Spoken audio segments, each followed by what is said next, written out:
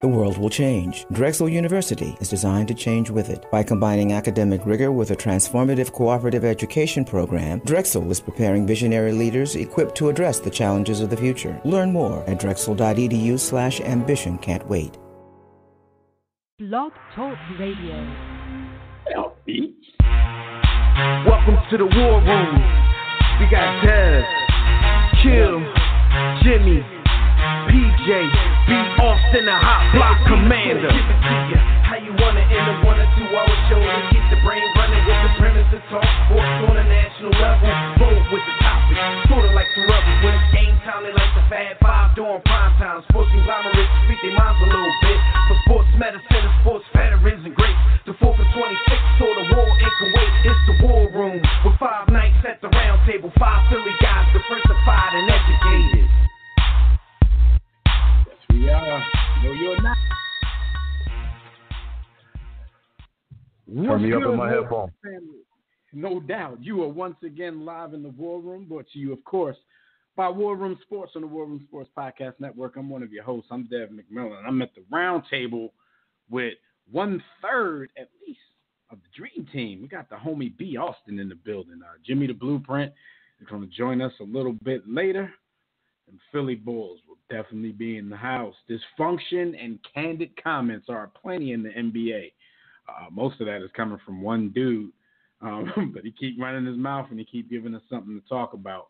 So the generals rapping about this is a must. So make sure you keep it locked right here as we give our point of view on all the craziness. And if you want to get in on the conversation yourselves, make sure you sign in right now to the JW Philly Realty chat room at blogtalkradio.com/The War Room, or you could join us on Facebook or Twitter at War Room Sports. You can also call us directly in about 10 minutes after we gamble with Gus and open up the Digital Extreme Tech hotline. That number, as usual, for the last 8 years, it's been 323-410-0012. But before we get started, make sure that during the week when we're not live on the air, you check out archive episodes of The War Room at warroomsports.com, the War Room Sports mobile app, iTunes, TuneIn, Stitcher, Spreaker, Google, wherever you listen to podcasts. Everywhere. So shout out to everybody we've come up in the game with. Shout out to those boys over there on the Broad Street line, Roy and Chris. Tissue and the Tape, Hip Hop Show with Phil and Savad. What's going on? Yo, I'm feeling good, B. Austin, man. Salute, General. What's going on, man? Hey, bro. Every day above ground is a blessed day to feel good. But let me tell you, man, I'm very close, man. I'm very close to really taking academia seriously, man. Like I saw something and someone this week that really had me thinking about going back to college, man. You know, I got one bachelor's. Maybe I can get a second or even a third bachelor's, man, with the inspiration that this individual provided me with, man. Like, school was not, I didn't take it as serious as I should have the first time around, and this person would definitely take it serious. He's part of the cool Salute. Kid clique. Yo, school, that's funny because I always tell people, like, when we talk about school, I'm like, yo, school wasn't really for me. I mean, and I got 2 college degrees, but at the time I felt like I was doing what I had to do. You know what I'm saying? My quest for knowledge, I know yours is as well, expands outside of the walls and the halls of a particular institution. But yeah, the structured learning, I mean, to me, it just proved that I'm ambitious. I do what I have to do when I have to do it. But damn, I always saw you as I was smart looking for school. down the barrel of school right now, I feel some type of way about that. This is not to discourage you kids out there. Everybody go to school, stay in school. Do your thing. But I'm glad it's over. All right. So what's up? Why what's motivating you? Man, I saw an educator that really was able to connect with the students, man, and draw them in, gain their interest. I'll pay tuition. Because I know the educator that you speak of. I know the educator that you speak of. I'd probably pay a tuition for that as well. Yes. Yes. But, yes, since Lord. school was never really for me, I would probably need some extra tutoring, some one-on-one tutoring, Absolutely. hours By all afterwards. means. There were a lot of college professors that used to offer office hours, outside of classroom time. And I never took them up on that because, frankly, in comparison, I never had a reason to. However,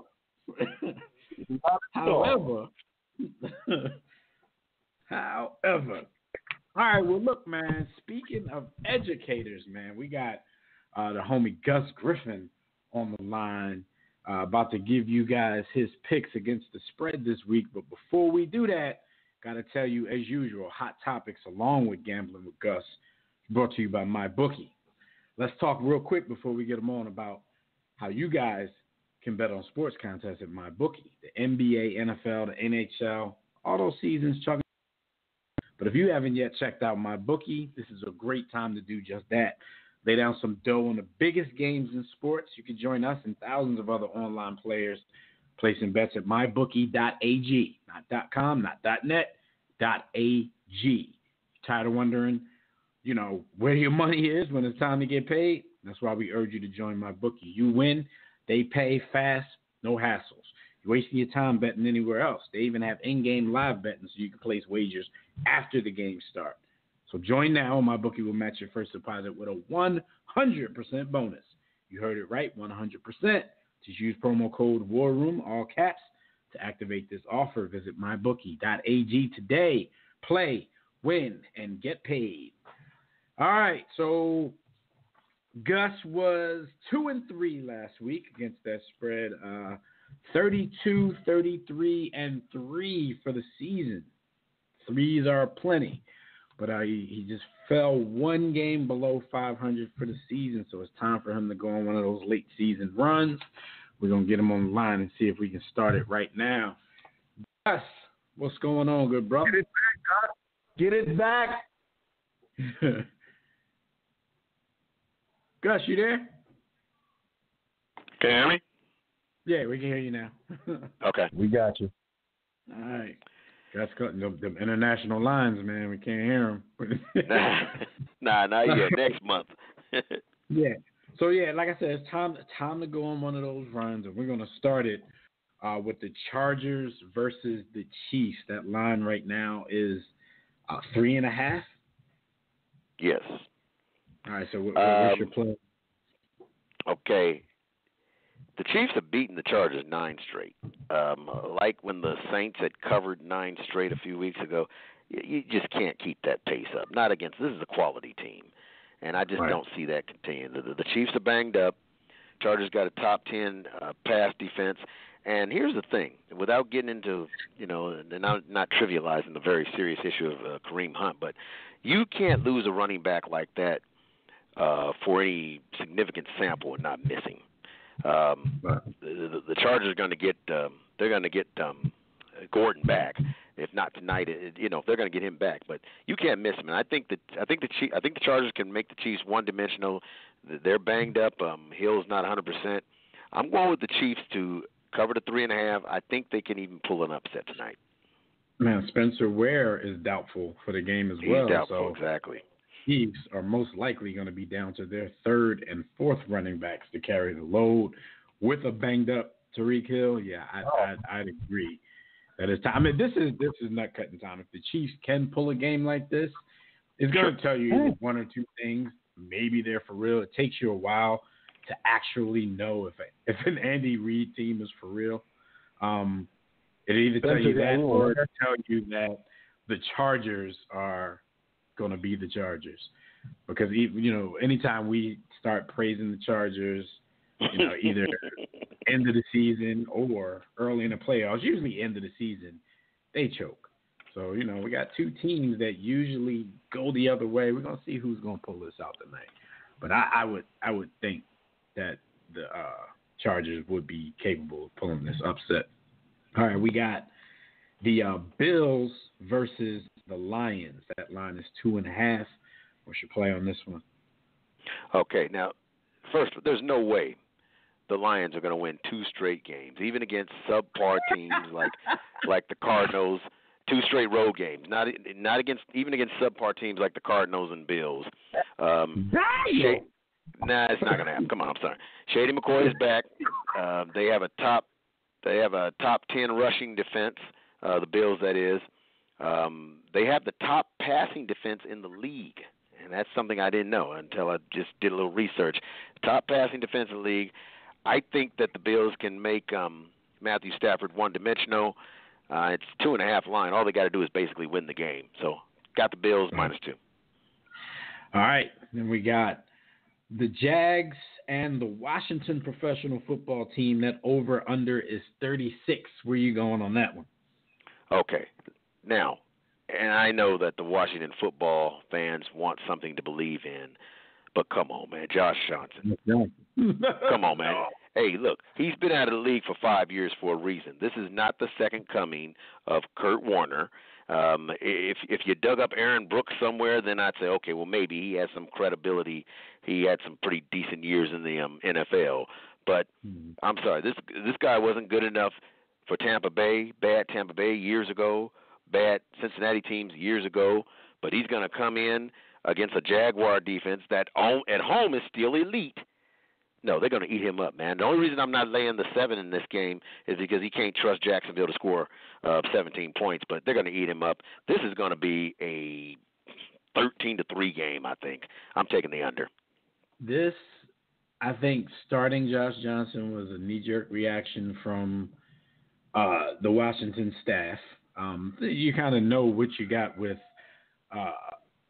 Sanchez, so you either go with him or you don't from the start. But because you're getting blown out, and then he comes into a blowout and leads you to 2 scores, doesn't really prevent defenses.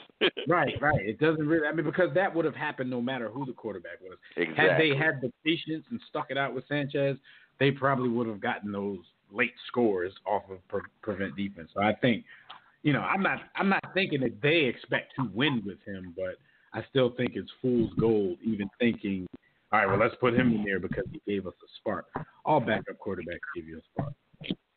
Yeah. So this is what we're going to see. And you're right. He hasn't been out of the league. He has been out of the league for 5 years, and there's a distinct reason, and it had nothing to do with kneeling for anthems. So I don't know what they're thinking, with this one. But yeah, more your favorite squad. More disrespect. Oh, okay, all right. Yeah, I figured you're going to throw a jab in there, disrespect them, because a lot of Washington fans were gloating around week 7 and week 8 about being in first place and having the division locked up, and I got the screenshots to prove it. They're Charlie Brown. Don't let the Caps win fool you. This city is still Charlie Brown and Lucy. Exactly. Yeah, and she's going to pull the ball away. And they keep going. Yeah, I mean, they keep trying to kick it. All right, so we got the Titans and the Giants. The Titans +3 versus the Giants. What's your play on this one? Okay, an unhealthy OBJ against the deepest group of corners in the league in the Titans. I think this is a pretty good matchup for them. And you got a shot arm quarterback.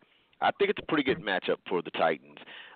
Folks kind of overreacting to the Giants scoring 40 points against Washington, but you just kind of in part and parcel talked about that. I think people will overreact on that. The New York fan base, I mean, it's larger. I'm not knocking them, but it's larger. And so there's some lines you just can't quite believe based on the fan base, the New York fan base, the Pittsburgh fan base, the Dallas fan base. The larger lines are the most unreliable. The only concern I have with this is, of course, that special guy in the backfield for the Giants, Barkley. I mean, he's a X factor in any game. But if they can just not let him go totally crazy, I think they're going to cover this 3 and even win the game. Okay.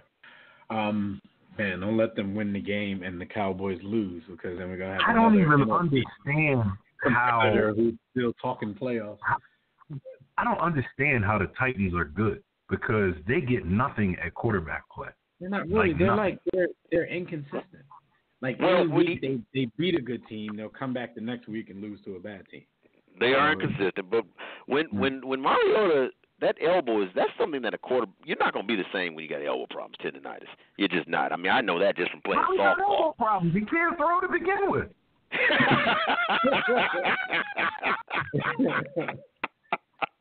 Okay. All right. But I think part of it is they've got a unique skill, a unique resource there at corner. I mean, this is a passing league, obviously, and when you got a unique skill set there, and you could stay in games, and that's the only thing I can explain. I mean, he's not great, certainly, but they're there, and their last 3 games are all winnable, so they may end up being in the playoffs again. But he's also the type. He's going to do what he has to do late in games, third downs. If he got to get on his horse and run, he'll do that and keep moving where, a lot of people stand there, hold the ball too long, get sacked, lose the game. So, he's a threat in that way. All right, so we'll see. We got to climb up over 500 this week. So we're looking for these to be some good picks. So, real quick, I want to get your opinion on something real quick before we get you off. Baseball. The Phillies signed Andrew McCutchen to a 3-year, most are saying 50, but I think it really adds up to like $47 million deal. What did you think about that? Well, as a Giants fan, I know that with the exception of Barry Bonds and Kent hit well there. Look, that park is just not accustomed to a right-handed power hitter. And that's not really where you go in the middle part or the tail end of your career if you're relying on hitting home runs. It's just not conducive to it, or even a left-handed hitter. And again, Bonds tells you how exceptional he was, and for various reasons. But so I think it could be a good deal. They're not relying on him to carry the team. They got enough around him to where he can kind of be a contributor instead of having to carry the team. So I think it could be a pretty good deal. All right, yeah, and they're still players for a major free agent. So, all right, just wanted to get your opinion on that because I know you're a big baseball fan as well. All right, guys, so we will talk to you next week. We will be talking from a perch above 500. I have a good feeling on that. So thanks for your time as usual, and we'll holler at you next week. All right, one plug on the next column is going to be maybe some of your fans have heard about it. Currently, one Daniel Snyder is trying to get his team, the Washington football team, back into Washington at the RFK Stadium. And currently he's working with the Republicans on the Hill to try to sneak something into a bill to get it through before the Democrats take over. This is something that I hope everyone locally and nationally pays attention to. Amazon has already stuck it to Washington and New York, and they've given them a pass. They shouldn't give them a pass on this. So I'll have a column to you by the weekend on that whole issue. But you know what that is, though? This push to get the team back to D.C., This is just Lucy putting the ball there again because he does that. The fan base is going to be energized. That's what I'm telling you. It's just, it's like a Band-Aid. Like, all right, we can't put a winning product on the field. We win in the first half of the season and we always tail off. We got to do something to re-energize this fan base who, we used to have a season ticket waiting list around the corner and down the street. That's all part of it. That's all part of it. So the product has declined. We got to get them back in D.C. because we know the fans want the team back in D.C. I'm telling you, man, more smoke and mirrors. It's all part of the whole gentrification piece, too. And I know we're biased, Dev, and we are biased, but their fan base is not. If I had to pick a fan base with the lowest IQ, they're probably in the bottom 5. Oh, you're making a lot of friends in the area. I ain't going to go that far, man, but it's funny. Let me get you out of here before you start catching some of this collateral gunfire that we're about to get. Yeah, we did lose to the Raiders, my Steelers, so let me get off the line. Yeah, you're right. All right, so we'll talk to you next week, man. All right, take care. All right. Gus Griffin, everybody, go out and make your bets. B. Austin started some stuff, man. He know like at least 40% of our fan base, our supporters, are in the DMV area. So, he starts this stuff on purpose. But no, you know what I'm saying? We both have lived in the area for a nice portion of our lives. And maybe you notice things because you're there, but some of the things that I noticed, it's crazy. It really is, man. But maybe this is the same stuff that happens everywhere else, man. We're just not there to see it. I don't know. But I'm giving them the benefit of the doubt. Probably shouldn't be. All right, so I asked Gus about this. The Phillies signed Andrew McCutchen to a 3-year deal. Andrew McCutchen at the current moment is, I believe he's 32 years old. And I spoke with Jimmy about it the other day. I was hoping, he was going to be here by the time we talked about it. But, the first thing he said to me was, man, this would have been fire like 5 years ago. I think he actually used half a decade ago. It is, but at the same time, you heard the Phillies were going to be a major player for 2 major free agents, and that was Bryce Harper and Manny Machado. The thinking behind the Andrew McCutchen is you can get, you can get that position covered for a lot less and still have, a good leadoff guy if need be, a good hitter, power numbers. He'll get you around 20 home runs per year. Not the Bryce Harper power number type thing, but, you do this and you can set your sights on really trying to make a run at Machado. Maybe they see in the front office that it wasn't going to be realistic, that they were going to end up landing both of them. So you make a move like this just to secure that spot up for the next 3 years. Like I said, we all know that we're not getting the Pirates Andrew McCutchen from years ago, but I think it's a pretty good move.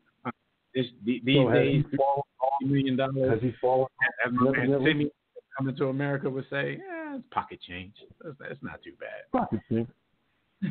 So has his play really tailored off or fallen in his old age? Last season, I believe he had like the worst batting average of his career. I think he was, and don't quote me, people, because I don't have it in front of me, but I think he might have been hitting something like 222 or something last year. That's not good. So in 2019, he's going to earn $10 million. In 2020, it's going to go up to 17. And in 2021, he's going to earn $20 million in his last season of the contract. So, like I said, overall, that's not too bad a contract. Most baseball pundits thought he was going to land somewhere in the $45 million range for 3 years anyway. So, with the Phillies paying him somewhere between 47 and 50, just a little bit more than the range that So, Mark, did he cut his locks? No doubt in that comment. I think he cut them a few years ago. I'm not sure. I haven't seen. There you go. So that's the slot. Power laziness.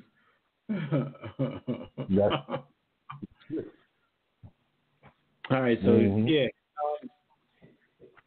I think it's a pretty good sign though. All right. So let's talk some NFL for a minute, because they are making some expansions to the Rooney Rule. And I know, every time the Rooney Rule comes up, we definitely have a conversation about it here, about our thoughts every time they make a change, or just, when we hear that somebody has gotten an interview and it's obvious that the Rooney Rule was at play. So they made a few policy updates to quote unquote bolster the Rooney Rule requirements that, if you don't know what we're talking about, the rule is intended to create additional opportunities for diversity in NFL coaching candidates. So, they have to be identified, interviewed, and ultimately hired when a vacancy becomes available. And they're trying to strengthen the rule to make sure that these 3 things are happening. So here's some of the new things that they're going to do with the Rooney Rule. 1, clubs must interview at least one diverse candidate from the Career Development Advisory Panel list or a diverse candidate not currently employed by the club. That's actually interesting, B, because a lot of times that we see this, take the Philadelphia Eagles, for instance. Every time there's a vacancy, who do they go and interview? Deuce Staley. Because they got a black guy in. Let's get the Deuce interview out of the way, get our Rooney Rule requirement out of the way, and we're good. So now you have to go beyond just grabbing a guy from your own staff, giving him a token interview and moving on. You actually have to, interview at least one Career Development Advisory Panel list or a candidate not currently employed with your club. So that, they actually got to fly somebody in. They can't just go to Deuce's back office somewhere in the basement and say, Deuce, can we ask you a couple of questions, good brother? Deuce's interview game is probably fire because my man has interviewed for every position on the staff, including head coach. His interview game is official. My thoughts on this, there's a side of me that appreciates it.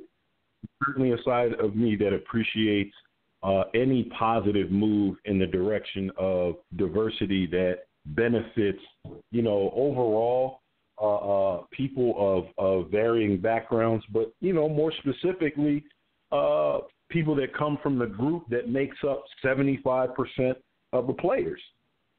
So I'm cool with it, but then there's also a part of me that says I feel like in this climate, the NFL will do any and everything to get light away from the cause that Colin Kaepernick, Kenny Stills, Eric Reed, and many others were kneeling for. Russell Okung. The reason is they're using one of the larger platforms in the world to shine light on police brutality and bias towards black men and women in this country. And I feel like anything, and I could be wrong, it could be me looking way too far into it. I don't think so. But in 2018, with where we are in the world, I just feel like it's something else that they can hold up and say, hey, look, much like the Washington professional sports team, hey, look, we hired an African-American quarterback. But you didn't hire the African-American quarterback, and you and I know why. That's the same vein for me. You're going to expand on the Rooney Rule so that you can pacify a certain segment and say, look, we are doing something for, quote unquote, race relations and diversity in the country. That's just my feeling. Even the Rooney Rule isn't meant to be like some affirmative action because they're not obligated to hire anybody. The Rooney Rule is basically just making people uncomfortable because you have to go into your schedule, you have to go into your resources to interview people that you may not have had on your interview. Right, so let me go with something like 4 points. Point number 2, clubs must continue best practice recommendation of considering multiple diverse candidates. I don't know what the hell that means. Best practice recommendation of considering multiple diverse candidates. So they're encouraging you to interview and talk to more than one quote unquote minority candidate. This is just more things to just tell them, just cover up the fact that you're making it look like this is something, that you do and you get it out of the way. Let's actually take our time on this. And that's the problem that I've always had with the Rooney Rule. Yes, it does get minority candidates in front of some of these people, and maybe they will impress them in a way that the franchises weren't expecting, even if a job isn't given. Even, maybe they can get recommended somewhere else, get referred somewhere else, or, maybe get another type of coaching position within that organization itself. But at the same time, I think most of the time, not all of the time, I think most of the time when teams fire their coach, they pretty much know either who they're going to hire, or at least the people they're going to go after really hard. You know what I mean? And if you're going to go after them really hard, you have an inkling in your mind that that's the guy you're going to get. So at the end of the day, this does seem to me like a waste of time, but some people see the value in it of at least getting in front of some people and being able to show your Mike Brown skills, on a larger scale. Point number 3, clubs must maintain complete records and furnish to the league upon commissioner's request. So I guess this is like, y'all can't lie and say that you interviewed Deuce and and then we find out y'all just gave Deuce a couple dollars to, let us run articles saying that he interviewed for the job. I don't know. This is me speculating, making stuff up. But they want the clubs to keep records and be able to furnish them upon request. And lastly, if final decision maker is involved in the beginning, she must be involved through the conclusion of the process. Those are the new four new expansion rules that go along with the Rooney Rule. Any final thoughts on the rest of them that I read? No. I mean, our sentiments are basically aligned. Like I feel the same way you do. It's like, okay, what are we really doing here? So it's almost like it's a token. It's a token coming from an organization where I think also you and I feel the same thing about the ownership and their position on racial disparity and bias in this country. So with that understanding, I think we in the same boat. We can move on. F Rooney Rule, that is. Shout out to Skyview in the chat room. He says, Rooney Rule. He said, did we really think after the debacle with RG3 that low-key racist Gruden would even consider Kaepernick? I mean, I don't think it's a lot of people even considering Kaepernick, but, Washington claiming that they did. Like, that's the problem I had when we spoke about that last week. For me, if you didn't consider him and you're not considering him, just say that. Like, don't try to don't try to get points for morality by saying, oh, yeah, he was on our list, and then you didn't even call him for a workout. Like, how does that list work? So, yeah, that's my thoughts on that. But the Rooney Rule in general, like I said, you hear black people in general that are in the NFL, they claim to be in favor of it. So, if they like it, then I guess I have no reason not to like it. But they're saying that these changes were developed in consultation with several independent groups, including the Fritz Pollard Alliance, which advocates for diversity and job equality in the league. And they said the committee also endorsed strong accountability measures in the event that clubs fail to comply or seek to evade procedures outlined in the Rooney Rule. So that's what that number 3 and number 4 points are about, having to furnish records or have records that you can furnish upon request just in case you're trying to, That alone, what does that say about our society, and what does that say about the potential disingenuousness of those that are bound by the rule? Like, it says exactly what it is. We're being forced to do this.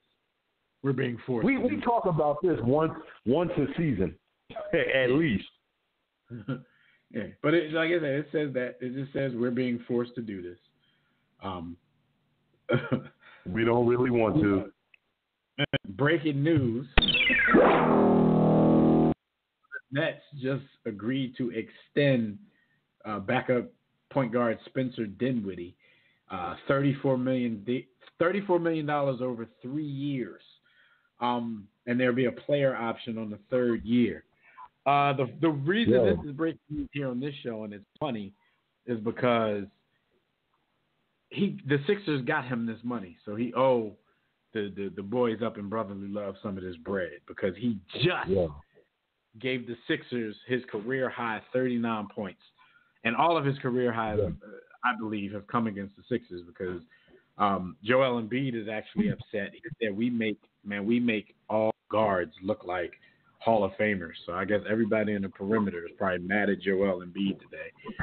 Spencer Dinwiddie gave up 39 points and then got $34 million the day after. I love Joel, man. He is definitely a throwback. Speak your mind, good African brother.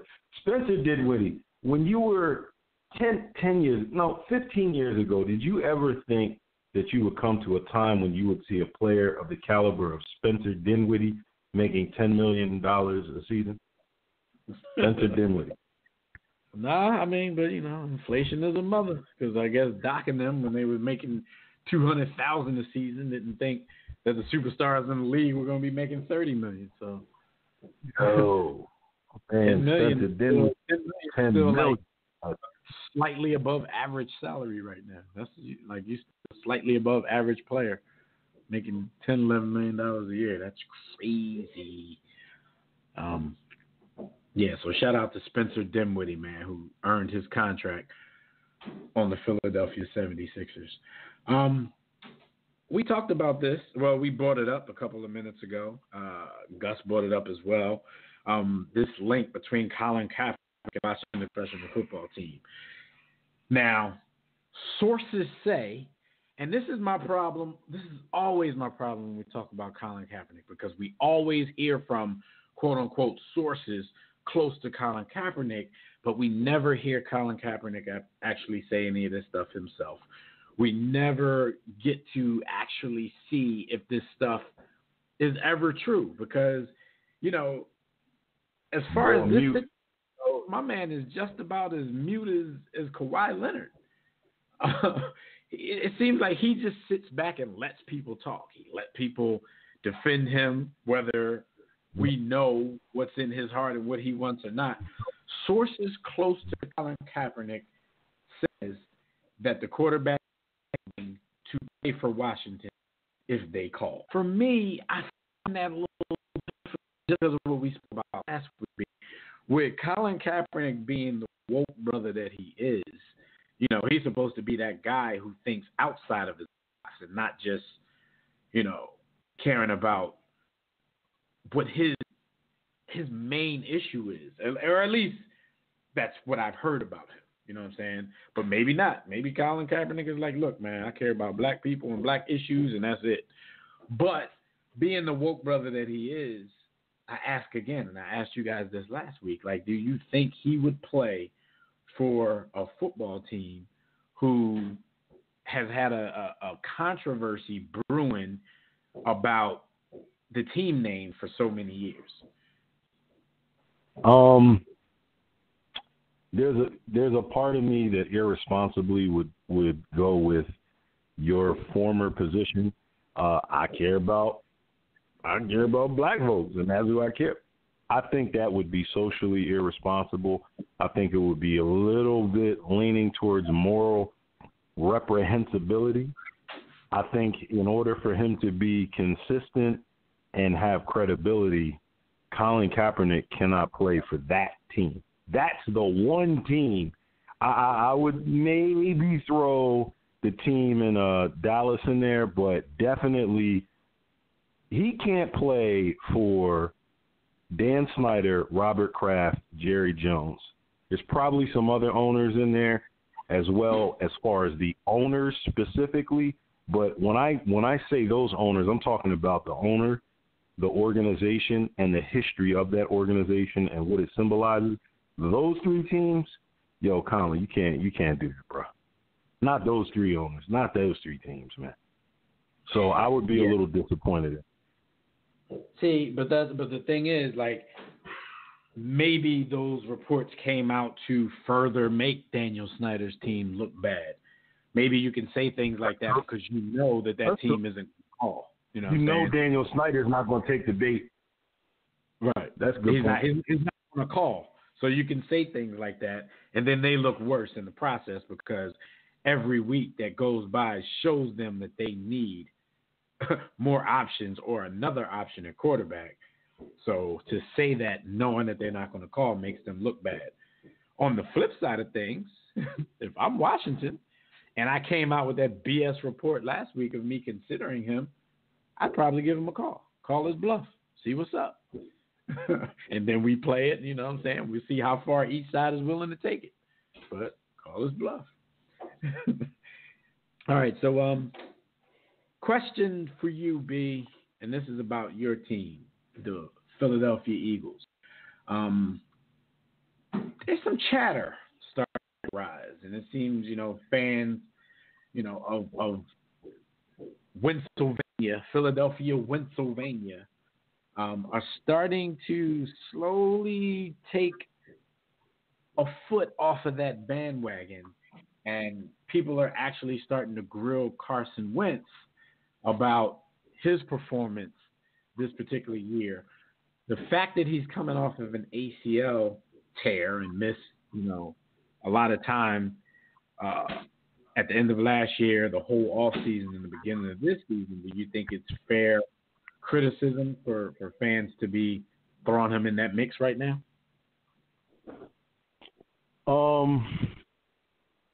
No. I think that both of us have. Well, I don't know. I'm not going to speak for you. I'm going to speak for me. I don't gauge a player, particularly of Wentz's potential, on a single season basis. When he has a bad game, I'll call it a bad game. He has a good game, I call it a good game. Don't think you should get too high or too low on him. I think you should watch, observe, and gather a body of work. Now, I realize that's not necessarily the popular way of doing things, particularly among fan bases. And now even organization and coaches move a lot faster than I think that they should. He's coming off of an injury. Carson Wentz is immensely talented, immensely. Franchise quarterback beyond a shadow of a doubt for me. But that doesn't mean that his game is not without its holes and weaknesses. And when you come off of a major injury like that, guess what gets pronounced? Guess what's emphasized in your game coming back from that type of injury? Your weaknesses and the things that you didn't get to work on in the off season because you were rehabbing. So for me, this was almost always a throwaway year. In fact, my expectation was that the Birds would be a lot better and that Wentz would be the reason that we lost in the playoffs because he wasn't ready to take that next step due to being behind schedule in his development. I didn't expect the overall team to stink to high heaven the way that we do. And so now what's happening is we stink to high heaven, and Carson Wentz isn't confident enough in his physicality, isn't back to the player he was to make those off-schedule plays and carry the team the way one of the other more accomplished QBs or QBs with his level of talent, i.e. that man in Green Bay who we'll talk about later on in the show because he's having his own interesting season. But I don't see Carson Wentz as being at a point in his career coming off an injury where he can erase the many negatives on the Eagles right now. He's got to continue his development. So, no, I think he has culpability in where our season is because he's a member of the 53-man roster. But I think it's unfair to have expected him to come back off of shredding his knee up and carry the team because it's only his third season. It's really not even a third season. So I think this is just fans being fickle and fans being fans. Like, give that man time to grow. My expectation, patience for him probably lasts through year 5. Like, I need to see two more. Listen, this is my thing. Criticism is always warranted.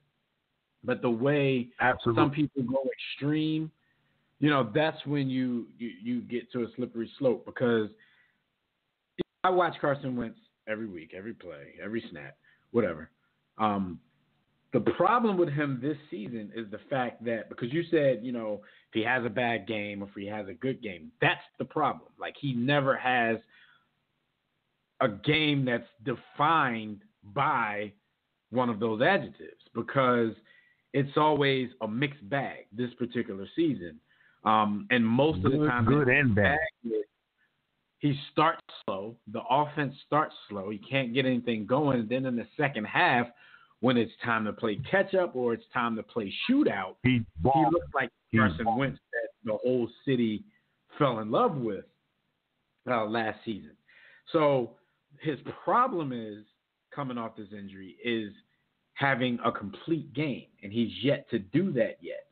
But the crazy part about all of this, if you want to make some comparisons, when last year he was, I wouldn't say consensus, because some people still have Brady up there ahead of him. But when a majority of pundits, fans, may have had him as, the MVP winner through 13 weeks, statistically, he's having either the same or even better year statistically when you make the comparison. Now, look, this was through 13 games last season, and 11 games this season, because he's probably done for the season. They found out today that he has a fractured vertebrae in his back, so he's definitely, and he's probably if they're if this week goes the way it's supposed to go, which is Rams domination, then it would probably be the smart move. If the Rams smash the Eagles and the Cowboys win again, there's really no reason for Carson Wentz to play again for the rest of the season. But through this, remember, in 2017, this is through 13 games, and this year this is through 11 games. So last season, 60.2 completion percentage. This year, 69.6 completion percentage. And that's not, there wasn't a drastic fall off in yards per attempt. As a matter of fact, yards per attempt, there wasn't a fall off at all. Yet last year, 7.5 yards per attempt. This year, 7.7 yards per attempt. So he's upped his completion percentage by 9.4 points, and he's throwing the ball farther, per attempt. So that's pretty impressive in itself for somebody who's getting a lot of flack right now. Last year, now this is where he shined the most. He had 33 touchdowns through 13 games. This year he has 21 touchdown passes through 11 games. Last year he was throwing touchdowns at a clip of 7.5%. So 7.5% of the plays he was throwing a touchdown. This year is down to 5.2. Last year, 7 interceptions through 13 weeks. He has 7 interceptions through 11 weeks. So the mistakes, as far as giving the ball to the other team and scoring touchdowns, he's still throwing touchdowns at a 3-to-1 ratio. 20 touchdowns to 7 interceptions. That's pretty good. His rate this year is higher than it was in his quote-unquote MVP season last year. Last year he was at 101.9. Now he's at 102.2. His QBR drop last year was 77.2, and now it's 64.9. Here's another kicker, yardage-wise. Through 13 games, he threw 3,296 yards.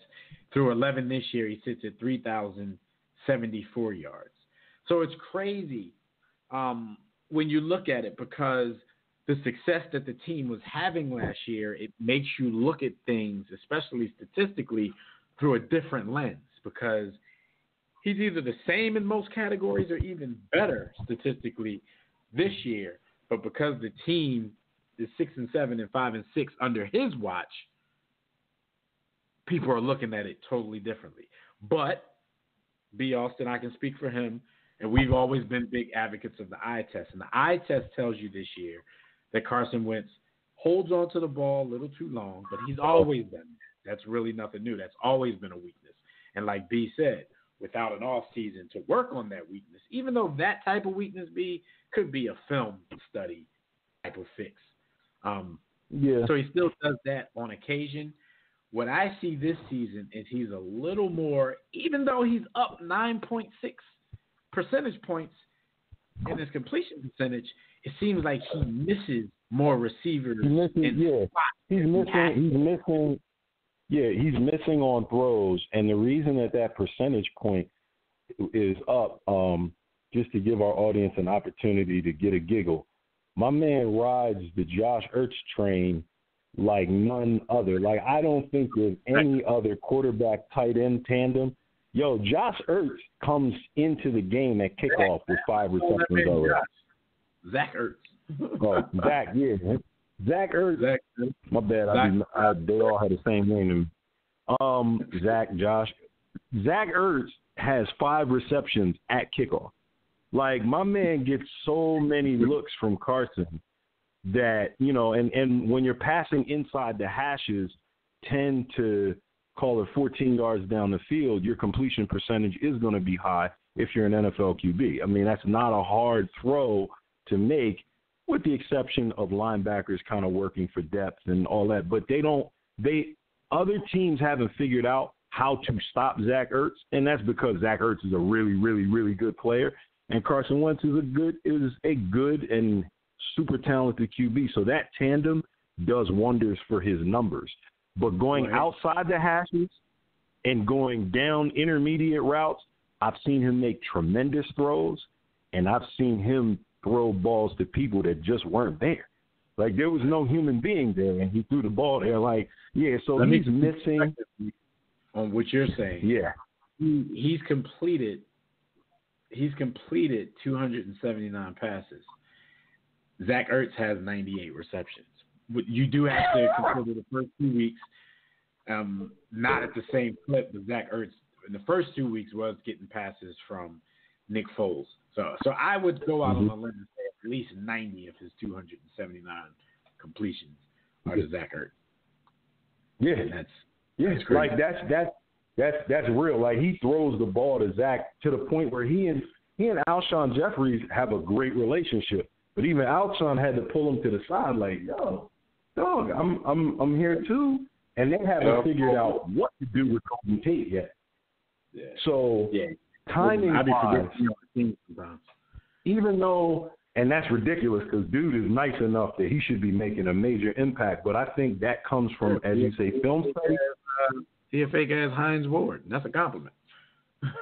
film study, and also working on the timing through passing camps, OTAs, and training camp with those guys. I don't think the chemistry – obviously the chemistry's not there with Golden Tate because he wasn't there. And then the running game.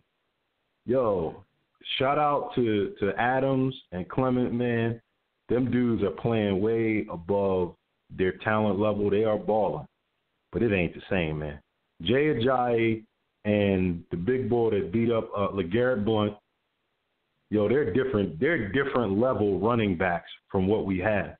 And God bless, the power dwarf.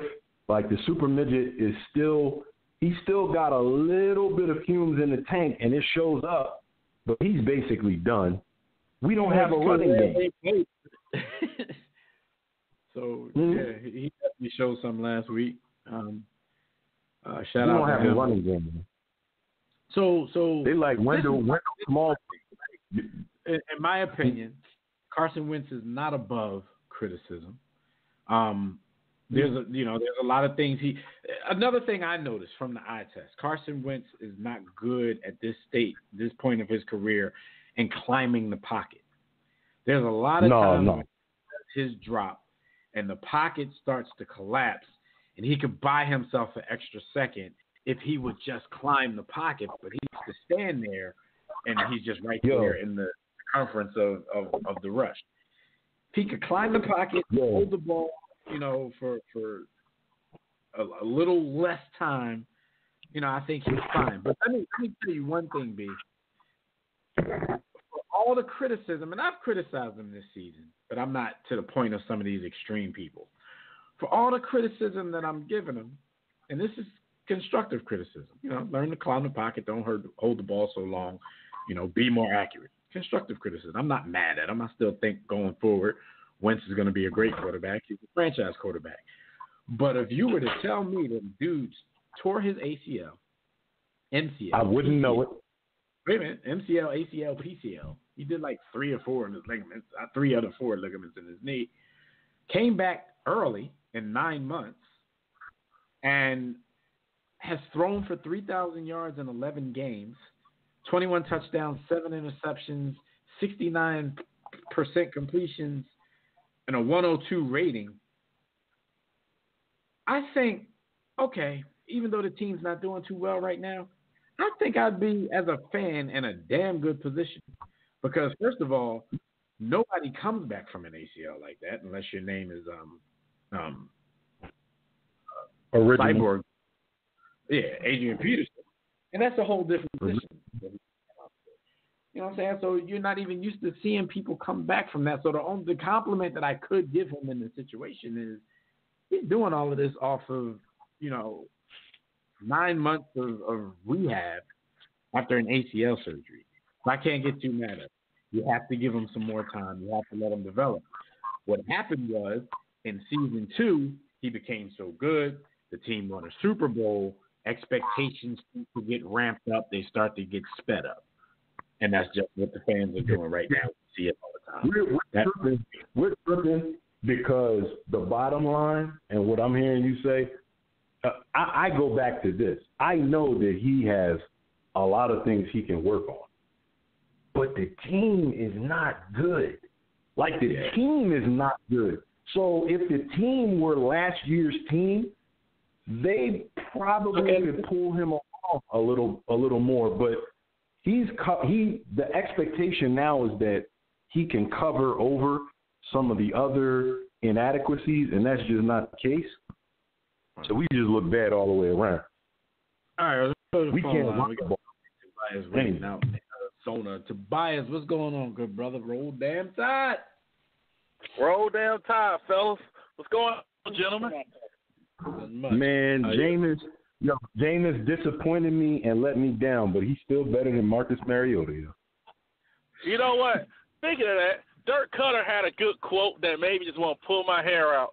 He straight up said the reason teams and coaches don't play their backup quarterbacks more because they don't like their backup quarterbacks. I don't like you, dumb idiot. You're not supposed to play your backup quarterback. It's like NBA here where you sub people out. But, I heard you guys were talking about Carson Wentz. And what people got to understand is these quarterbacks are young and they're developing. They're still developing. They come in the league so young, they're starting out and they're developing. You're not allowed to do that anymore. Yeah, because look at Pat Mahomes. Remember, I watched a lot of him in college. I'm a big college fan. He's a playground. He's a great talent, but he will turn the ball over because he will throw it across his body. He will take chances. But it's all good now because people love him. Kermit the Frog will try and fit the ball in a 2-foot by 2-foot window, 30 yards down the field across the. He is responsible with it. Yeah, he don't care. Do that while throwing the ball around his back. Yeah, and the thing is, right now he's a new shiny toy. I'm not knocking him. He's a great talent. But But right now, when year 2, year 3 comes up, and let's say he tried one of those passes, and they lose a playoff game, it ain't gonna be so fun no more. And that's when the heat comes down. He's the type of guy. He can be in a Carson Wentz situation because if the talent around him goes down or somebody gets injured, he's the type of guy where he's going to always try and make a play to win. And he is going to turn the rock over, and people are going to change on him. I could see it being worse for him than for Carson Wentz because, dude, he's Brett Favre with it. No, I can see it being worse for him too because Andy Reid and the Chiefs they have a tendency to choke. So if you do all of this, and you win MVP, and they go into the playoffs smoking, and then they choke, then he's not going to have the same luster, next year when they're coming out and they're doing all of that. People are still going to like him, but like you guys said, when he starts to make some mistakes, then they're going to start talking the same way that fans are talking about Carson Wentz. Start to make some mistakes. But they're going to look back on it like, okay, he did all of that, when, in that great year, and we didn't win anything. So we're not giving him that kind of leeway. Like Carson Wentz wasn't the quarterback that finished the job for the Eagles, but at the very least, he got them in position in a Super Bowl winning year. That kind of buys him, a lot of time with more rational fans. The ones who are saying that kind of stuff now, they're just being really irrational right now. Go ahead. Trust me. Hey, trust me. I get the irrational fans all the time. Now, a lot of Bucs fans, y'all know they want Jameis gone. And I always say, who you want to be the quarterback? Ain't nothing out there if you want him gone. Well, there's Adam Schefter about, you can bring Joe Flacco in, and all the fans got mad. Fans said, whoa, you wanted him gone, right? That's what's out there. The guy who got beat out by a guy who can't throw. That's who you want, And so that's why, like with Carson Wentz, with those Eagles fans who criticizing him, the question I will ask is, who the hell you want to be the quarterback then? That's what I would say. Who do you want? They never have an answer. These fans never have an answer. Because if you're going to move on from the quarterback, you got to have a plan. And if he ain't better than what you got, screw it. Oh, my bad. Jerry Jones would trade Dak Prescott right now for Carson Wentz if he could. Mm-hmm. But nobody wants to talk about that. As long as you're wearing that star in your helmet, Cowboys fans will defend you to the death because Dak. They should have blown you guys out last week, to be honest, and they couldn't do it because the quarterback sucks. I heard this week that Dak is better than Carson Wentz, and he's better than my boy Andrew Luck because he's had 3 good. And you know what about Luck? I'm talking about from fans. I'm talking about I don't even watch Skip unless somebody send me the clips. So I didn't even see that yet, but I heard a lot of Cowboys fans. Even if you go to our page, there's a thread where they're comparing Dak and Luck, and most people who came on said, "Come on, I'll take Luck. It's not even a question." But if you go look at the actual Cowboys fans, they're riding hard for Dak Prescott on that. Get this. My dad is a Cowboys fan, and he hates Dak. Maybe because we SEC country watched Dak in college. My dad always said he ain't that good. And my dad's a Sixers fan. He wanted folks on rookie year. He's like, get rid of him now. But, there's rational fans in every, fan base. Yeah. And the thing is, what people don't realize, there's a little thing the Cowboys, we got to give them credit on this. They built a team. They didn't just say, hey, like Tampa does and put some players together. They built a team. They have a good young defense. They have one of the best offensive lines of football, one of the 3 best backs in the league. And they traded for Amari Cooper, who's a good receiver. They have all that. Now, I criticize Luck, man, because all the hype he got, but I ain't going to knock his talent. Look at what Luck is doing now with Frank Reich as head coach. Get the ball out quicker, not holding it forever. Also, they redid offensive line, meaning the organization got better. What people got to understand is coaching and organization matters. It's about where you go and when you go. Patrick Mahomes went to the Chiefs. Watson went to the Texans. Goff went to the Rams and got Sean McVay, and I still don't think Goff is as good as they make him out to be. I think that's all coaching and Todd Gurley. Because if Todd Gurley ain't getting the rock, if the Rams running game ain't going, when did Jared Goff win the game? When the running game ain't going. I mean, it's a part of the equation, but I mean, I'm a Goff believer, but he stunk it up last. And I got to touch his. I know you guys got to touch his basketball thing real quick. I know everybody's hating on KD. Well, what kind of words he said, toxic and all that. Here's the thing, people. And also, you got these clowns like Cowherd, these LeBron lovers who are hating on Kawhi. So, well, Toronto, they doing good without Kawhi. When LeBron leaves the team, or he sits out, they stink. Sorry, it ain't these other teams' fault that they sign and draft players who could actually dribble for themselves. And I stand in the corner. These teams build teams. And the thing is that what people don't want to acknowledge is, hey, there are other teams out there to play for, other cities to live in. And if the Lakers don't get one of these big free agents or able to trade for Anthony Davis, so be it. You still could be a playoff team. You still may have a shot at chip because Golden State ain't going to be there forever because Iguodala and Livingston are getting older. And KD's going to bounce, and teams are daring Draymond to shoot. They're not invincible. So if you don't get that big free agent, it's okay. Yeah, that is one thing. Like you think about the Warriors and you think about how everybody's already anointed them as an all-time team. They sure don't steamroll through the playoffs like all-time teams do. So maybe they're playing against other all-time teams. I doubt that, but I don't know what. You know what kills me though? They don't steamroll through the playoffs like some of these all-time teams that we've seen in the past. And they don't. And see, the thing is that, Cleveland messed up when they started trying to outshoot Golden State instead of doing work the first 2 years of being physical and bullying them. That's how you beat those guys. You got to bully them and be physical. But it's no given because Toronto has a team. Well, I watched that game. They have a lot of length on that team. They have a lot of athletes and good players. Boston has a lot of length. Philly does too. Jimmy Butler started being nice to people, but but two-way players, man. Full of good two-way players.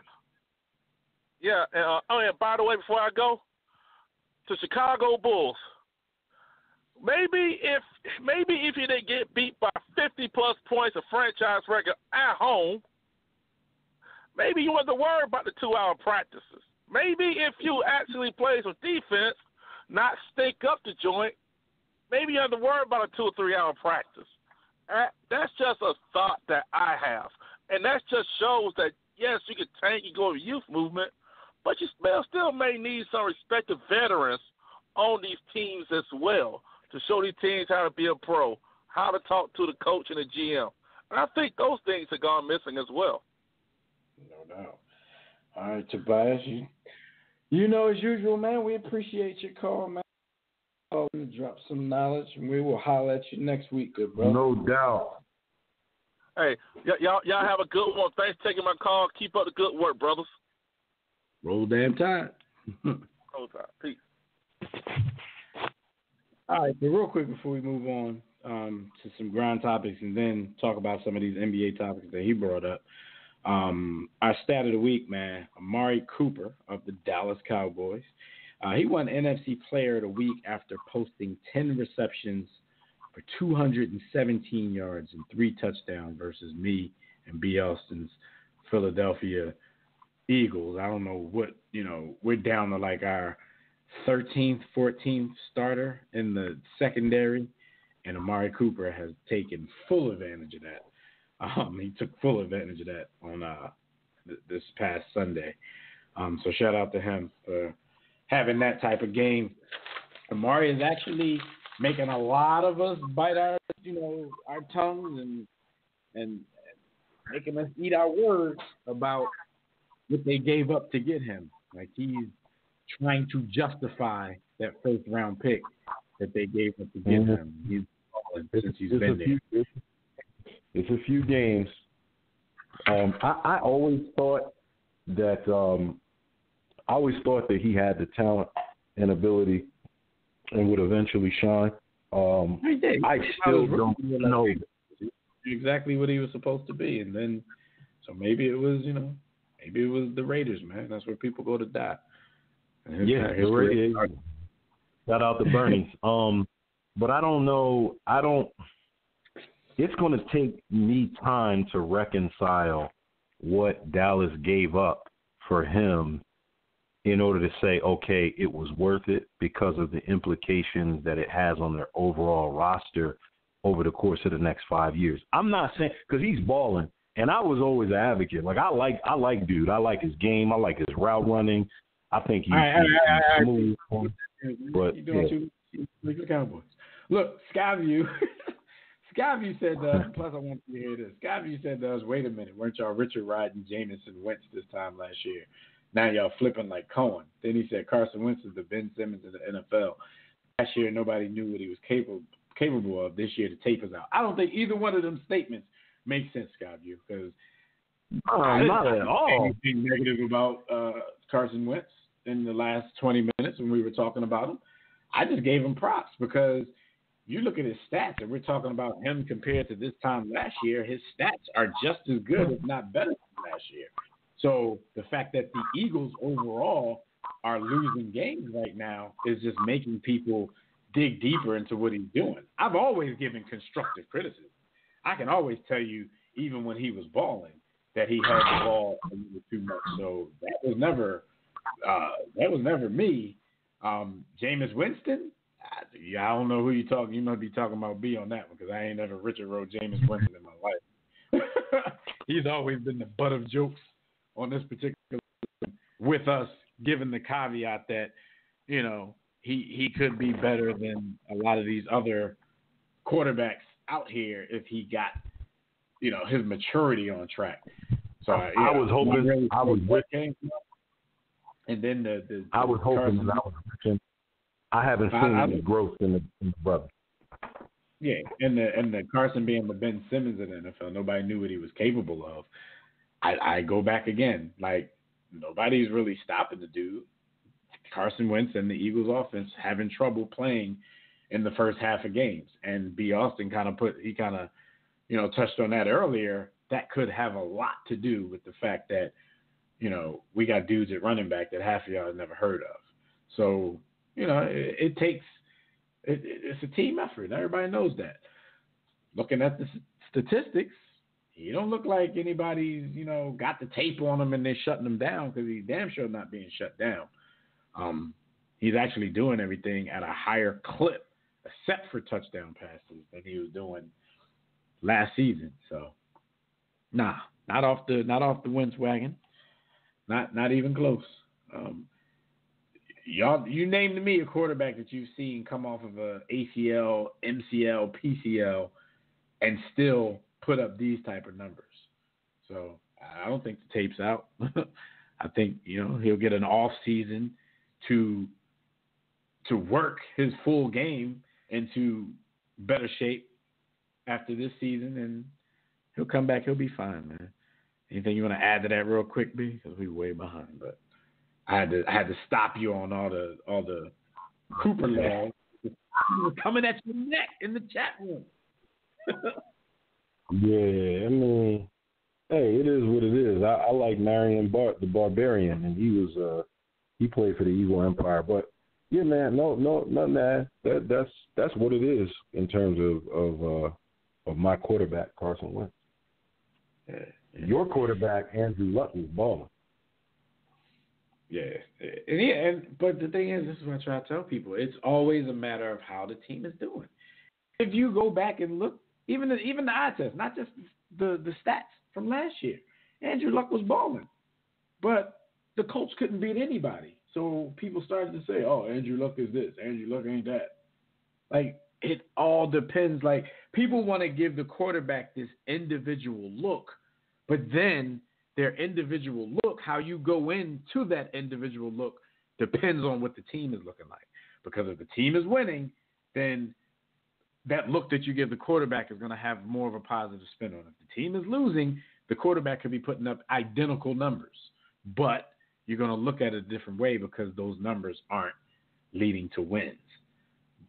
But when your defense is giving up 500 yards a game, and you and the offense can't get anything going in the first half of games, 6 and 7 is around where you're going to be, no matter what you're doing stat-wise.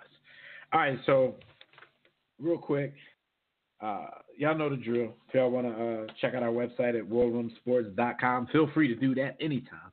If you want to call in and speak with us about any of today's topics, the Digital Extreme Tech Hotline, that number is 410-0012. Press 1 when prompted. If you're already listening from your phone, just press 1 if you want to talk. But right now, we're going to talk about some things that happened this week while y'all were on the grind.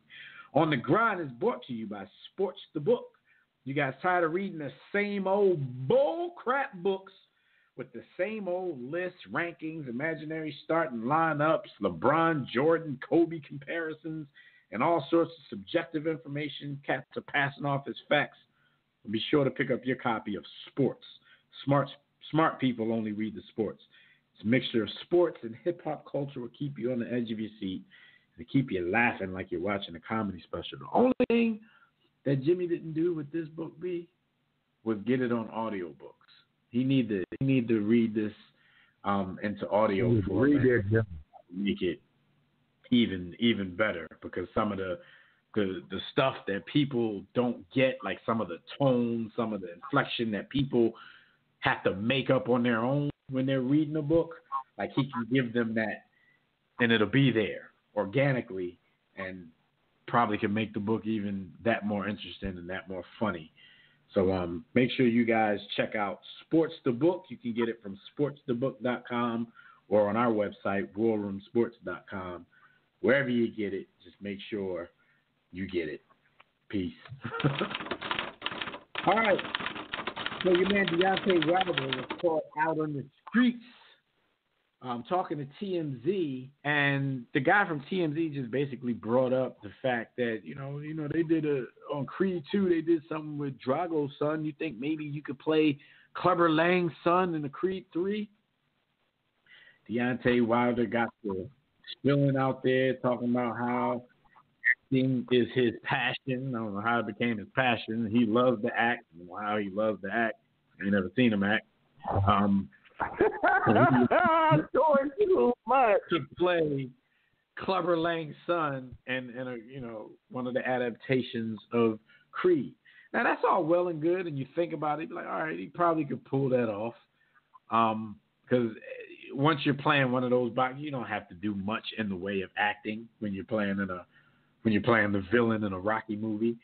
But he and this TMZ reporter B, they just got off into their own tangent, because who the hell said just because they brought back, Ivan Drago's character with his son, that Creed was just going to be a legacy series where you're just going to bring back your son, all the sons, bring back your son movie, dudes that Rocky knocked out, and that was going to be what the series is going to be about. Like, I think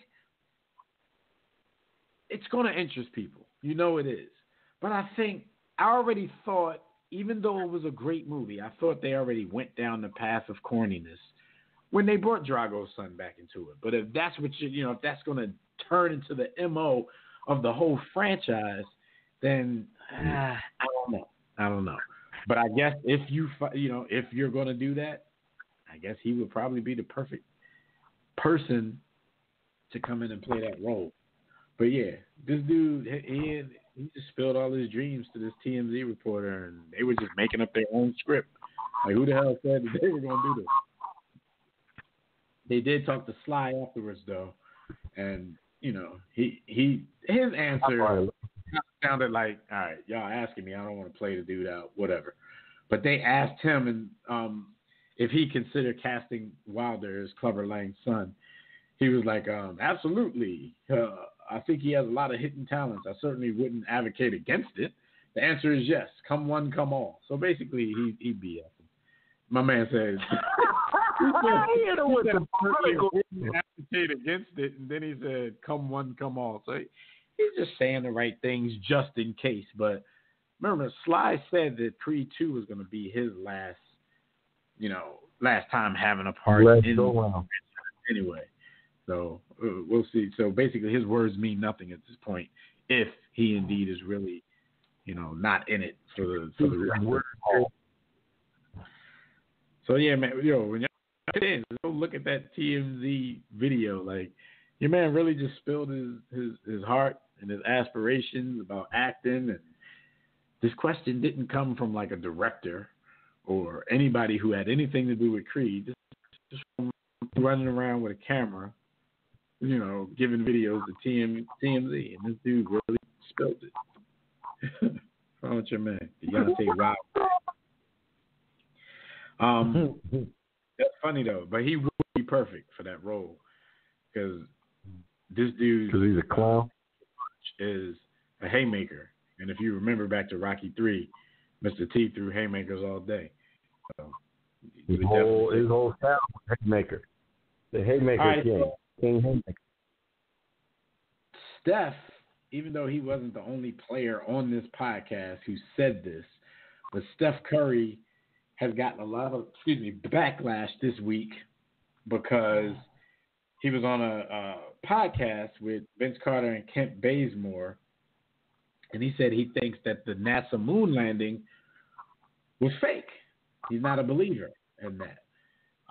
So a lot of people, a lot of European Americans lost their mind about this.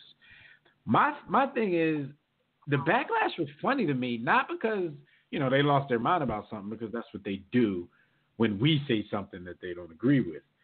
However, I kind of thought it was common knowledge that a lot of people think the moon landing was fake and was on some Hollywood stage type stuff. So my thing was the backlash he got, it sounded like people were appalled as if they had heard this for the very first time. Max Kellerman went in on all the comments and replies on social media. People were just going in on stuff. But I really thought that it was kind of a common thing that a good portion of the population didn't believe in the moon landing.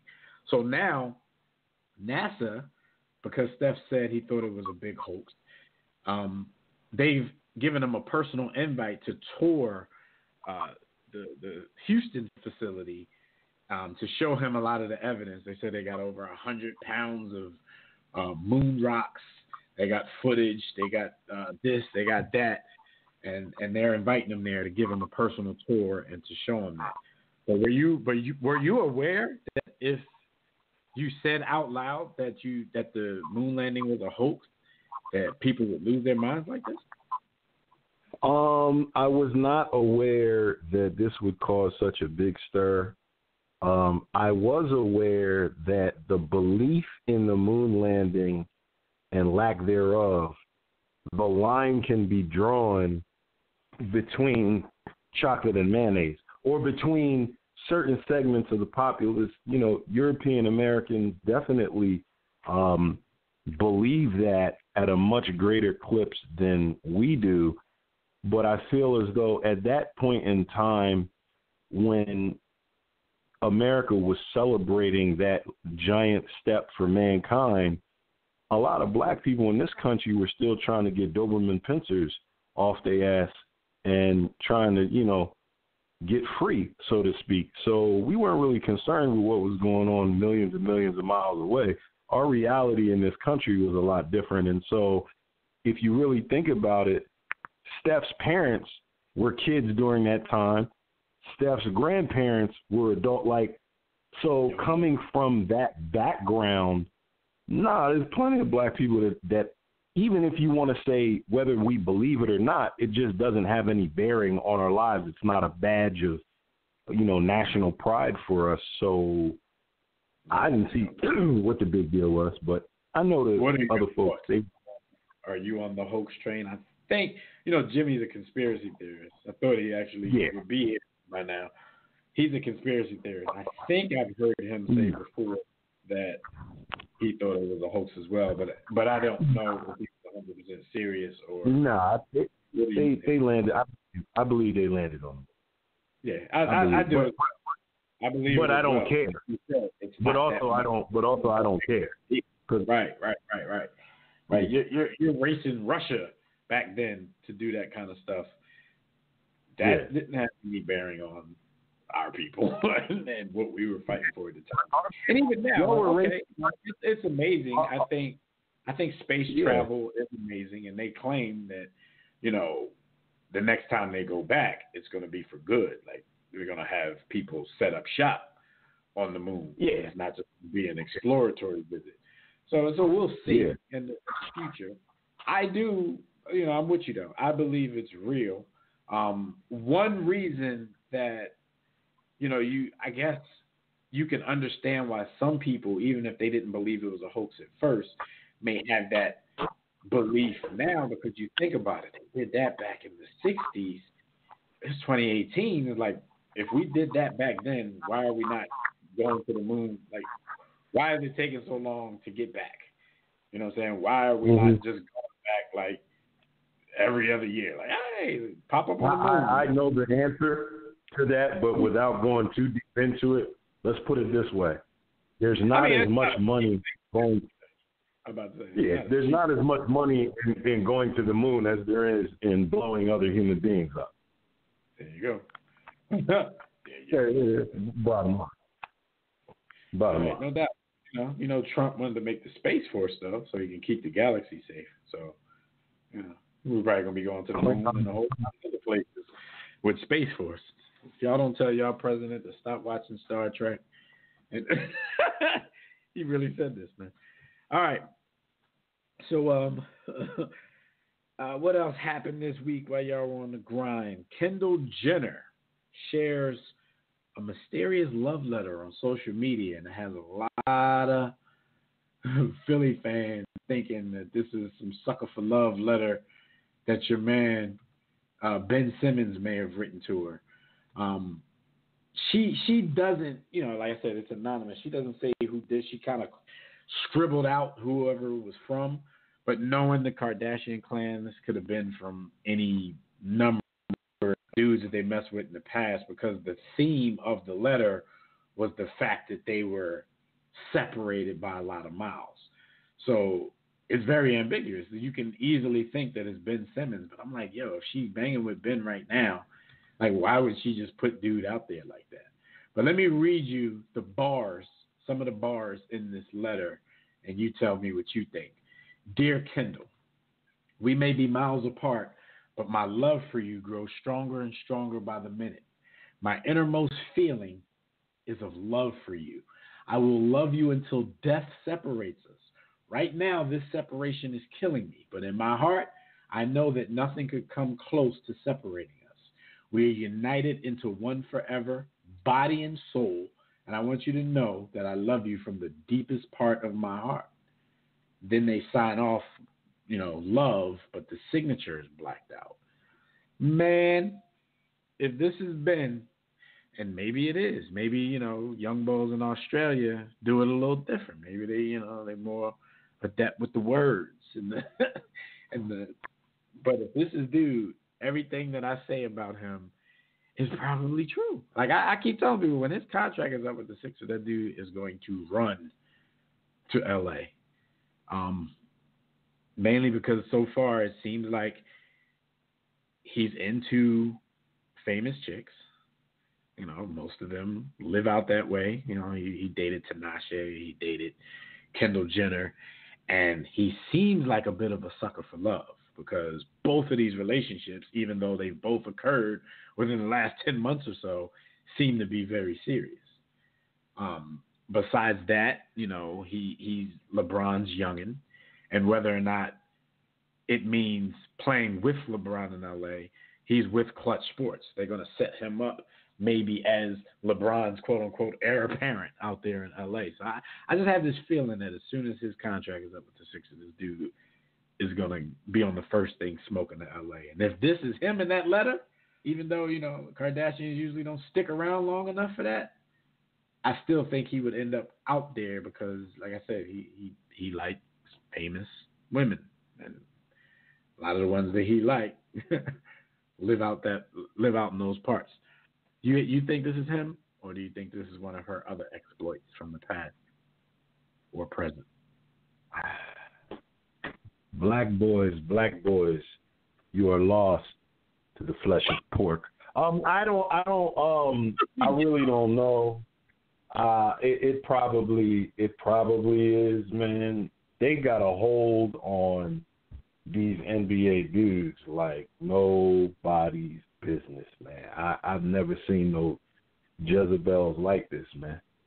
Wow. Whoever you are, wow. Because the thing is, whoever you are, she's putting you out there. Like, to hell with scribbling out the name. Everybody knows they're gonna find out who that was. The handwritten letter. That's enough. If this is dude's handwriting, his penmanship is superb, and that might be another Australian thing. Maybe they just got more culture than we do over there. It's a nicely written letter. You know, he's nice with the words, even though it's a little soft, a little sucker for lovish. But did you put a little in front of Saul? A little Saul.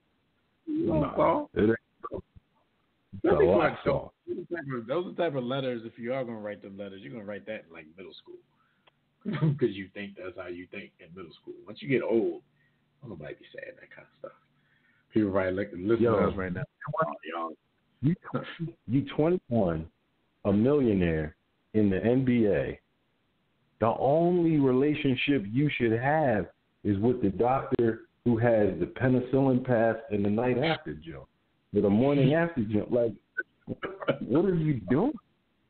What are you doing? Last but not least, two former NFL stars, my man T.O. and my man Ricky Williams, they have joined forces to form a new football league. So they about to be on their LeVar Ball joint just with football. So Ricky and Terrell are in talks to develop the new Freedom Football League. That's a funny name, and I get it, and I like it. We're supposed to have 10 teams. It would also give the players a platform to speak out about social justice issues. So they're doing this, and they're needling every point that the NFL is getting leaned for right now. So it's definitely shots fired. So we're gonna make a league. First of all, we're gonna call it the Freedom League. Shout out the Freedom League. And then it's gonna give people a platform to speak out about social justice issues. So they already like plotting on the NFL's weaknesses. But I mean, we know how this goes. People will talk and talk and talk. When it's time for that action, you know, none of these dudes gonna want to leave the NFL to go to the Freedom League. Just like Marshawn Lynch is dudes, all these conscious dudes, but you can't get none of these kids to go to an HBCU. They're gonna keep the predominantly white colleges and universities rich. They're gonna keep their programs at the top. So a lot of times it turns into a lot of talk, man. You're gonna ask these NFL players who dreamt all their lives to make it to the NFL, to leave the NFL for the Freedom League. And you know T.O. going to try to play, probably. But T.O. going to try to play until he's about 60. So what's your thoughts on the Freedom League, man?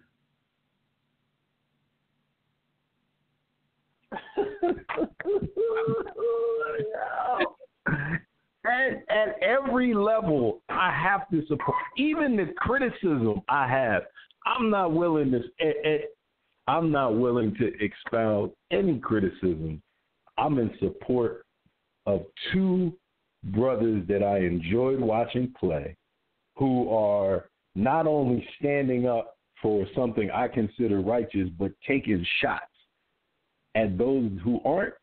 Yo, come on, man. I hope they get Ice Cube involved because he knows how to do it, and they set something up that can be successful. Because if not, if this is anywhere near a threat, or the NFL perceives it to be a threat, they're going to throw 9 figures at shutting it down. So I hope these brothers are prepared to try and play in a completely different lane and not go head to head with the NFL, kind of the way Ice Cube did. Like, he doesn't go head to head with the NBA. The only people that believe they're competing with the NBA is Steven Jackson.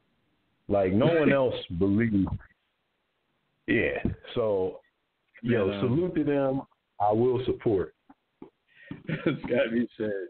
Ricky Williams is going to make it legal to get that icky before the game.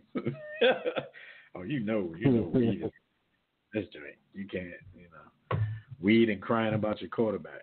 It's all legal. It's my quarterback. All right, but shout out to them, man. Much luck and success to them brothers. Like I said, like B said. Yeah, much We got to get in touch with T.O. and Ricky Williams, man. We got to get back on our interview circuit. We got to see what the Freedom Football League is all about. No doubt. Get in some calls, see if we can get that for you guys out there. All right, so that's what happened this week while y'all were on the grind. Real quick, birthdays are brought to you by the Creator. Creator wants to give shouts out to Ricky Fowler, who turns 30 years old. Shandon Anderson. Remember Shandon Anderson with the Utah Jazz? Back when they were losing to Mike them in the championship rounds. Shandon wasn't bad. Yeah, I remember. No, he wasn't. He was a good defender, could get you some buckets here and there, but, nothing special. He was one of the guys that they threw on Mike. Shandon Anderson, Brian Russell, the carousel kept going, and he kept giving everybody 35. A shout out to him on his 45th birthday. Sergei Fedorov turns 49. Gary Zimmerman is 57 years old. Richard Dent is now 58 years old. And we like to give some RIP shout outs, rest in peace to Larry Doby of the Negro Leagues. He was born December 13th, 1923. He died June 18th, 2003. And we also like to give an RIP shout out to the great African American boxer Archie Moore. He was born December 13th, 1916. Damn.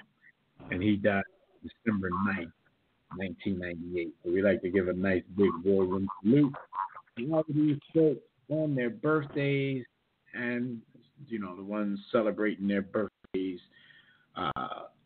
beyond the realms of earth as well. If you're in heaven, if you believe in that, shout out to you. What about if you're in the other place? If you're in heaven, if you're in hell, if you're just chilling 6 feet deep in that plot that your family buried you in, wherever you reside, man, happy birthday. All right, so again, you can check out the website, warroomsports.com. If you want to call in and speak with us about any NBA topics, dial the Digital Extreme Tech hotline, 323-410-0012. Press 1 when prompted, but if you already listen from your phone, just press 1. If you want to talk, and the NBA Wrap is brought to you by Digital Extreme Technology. Do you or your business need a custom website? Well, for dynamic, professional, and most of all, affordable custom website solutions, you need Digital Extreme Technologies. No need to break the bank for an effective online presence. Top quality, results-driven websites at incredibly affordable prices. Yes, financing options are available. So make sure you visit digitalextremetech.com or you call 267-205-4203. Again, 267-205-4203. And if you're looking for those discounted rates, you can't do that without telling them that your homies over at War Room Sports sent you.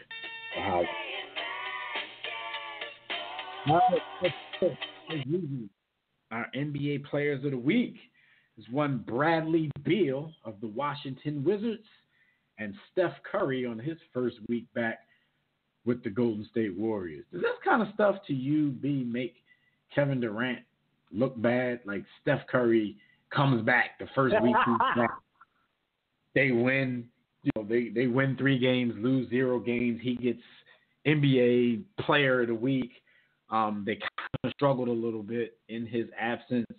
Like, I think all of this makes Durant look, it makes him look bad because you look at their roster and on paper, they have the type of team where you think if they're missing just one of their guys, they should be able to keep the ship afloat. And it hasn't been like that as of late without Steph Curry. And I'm not knocking Durant, you know what I'm saying? But I think a lot of people look a little farther into this than need be.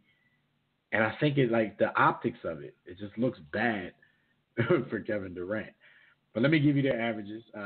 Bradley Beal and the Washington Wizards finished last week at 2-1. He averaged 30 points a game, 7 assists per game, and 6 rebounds per game.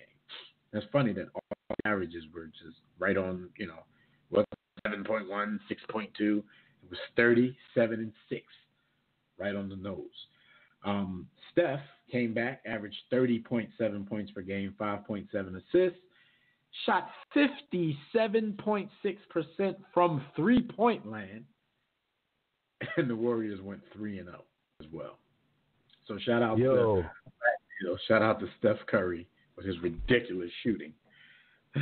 KD, you a fact.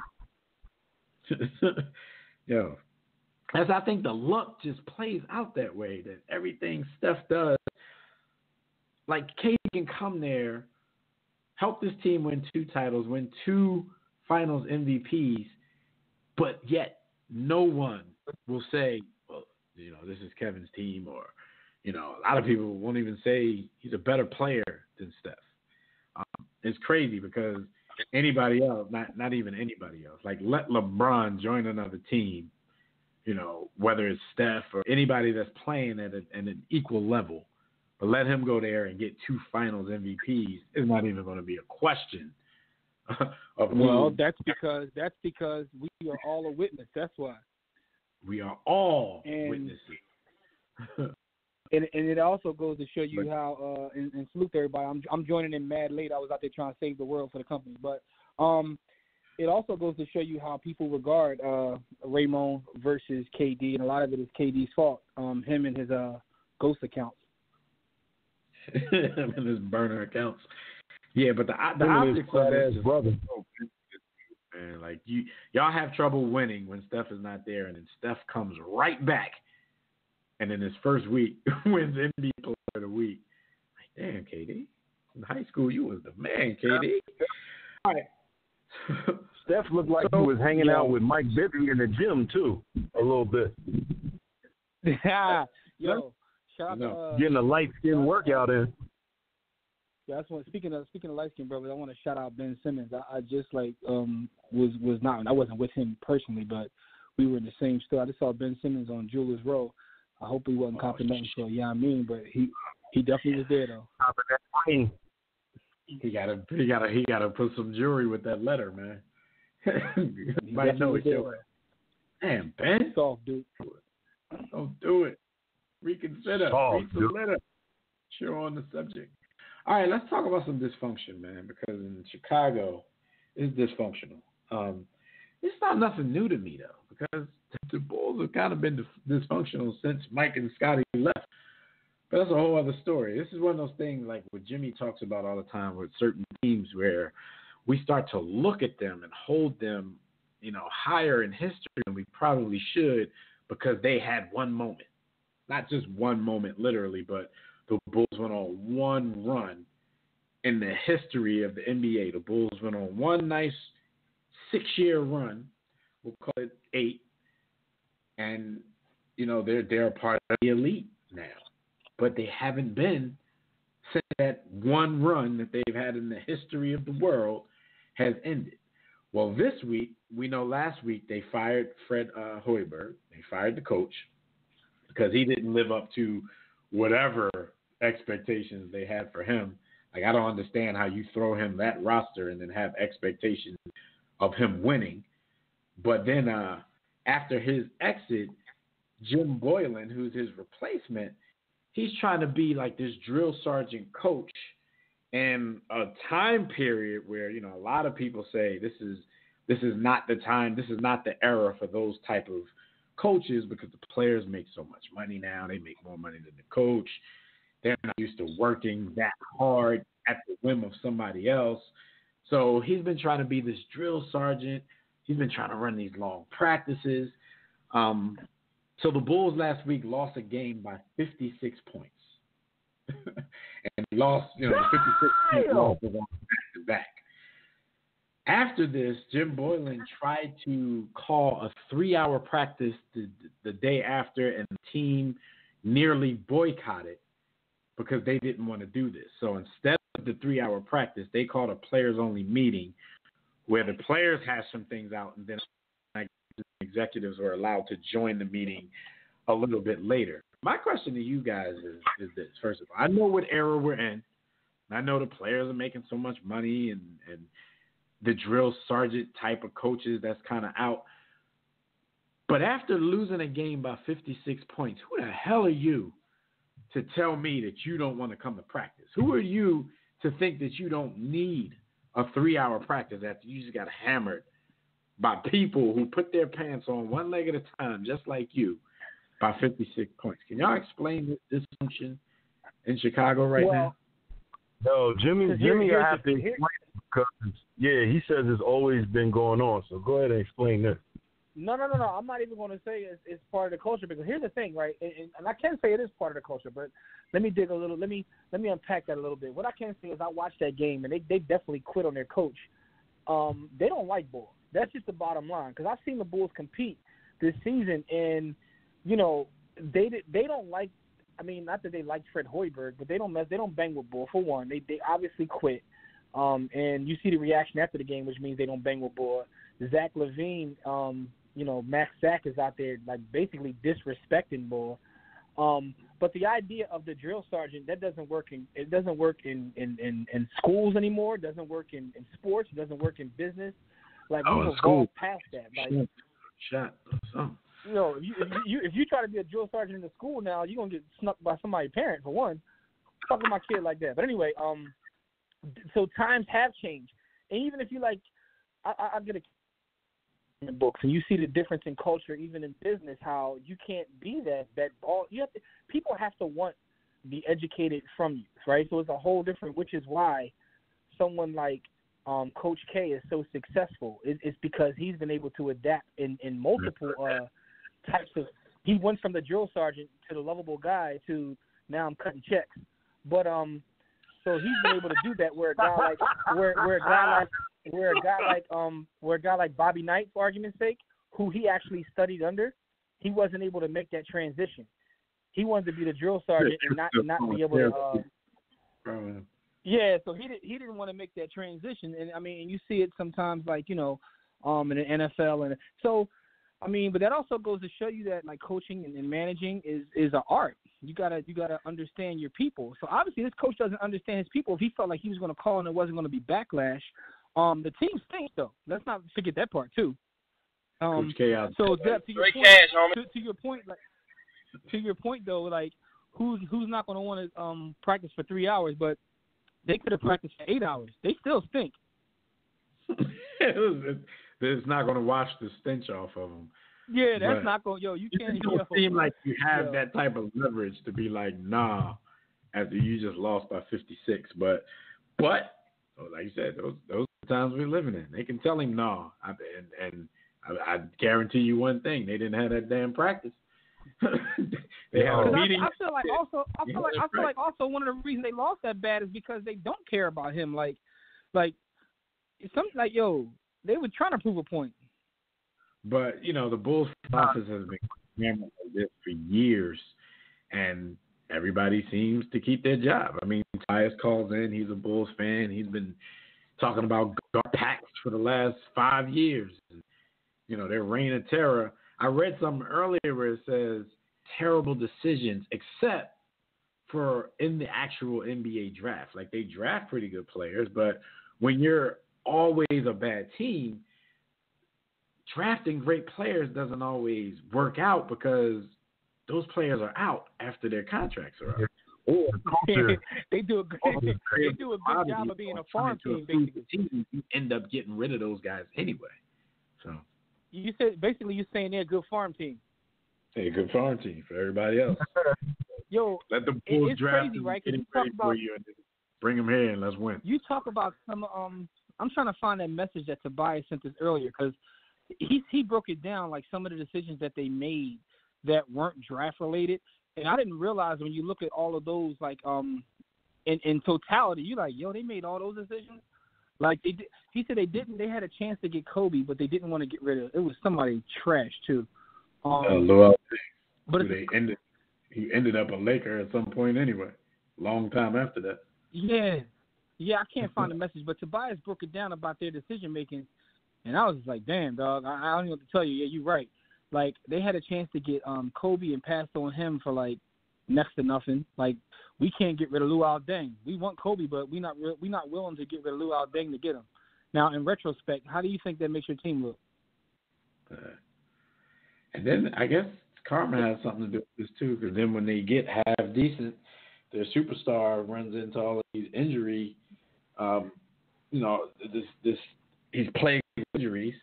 At the same time, though, that you had Thibodeau in there, who was still on that drill sergeant type stuff. Players seem to like him a little bit more because maybe he has a little bit more credibility. But I'm pretty sure people are skipping a too. But the whole Bulls team the other day was. We talking about practice, not a game. We talking about practice. Practice, man. I mean, how silly is that? In the league, and we sitting here talking about practice. Come on, man. How silly is that? All right. Yo, most of the league don't even practice no more. Let's get out of here on this. Yeah, it's a bunch of walkthroughs on game days and shoot-arounds. Your man is in the news again, Kevin Durant. He's just letting his hands go in the media. Now, this, it might be us, those of us who think these might have been some more subliminal shots in our direction.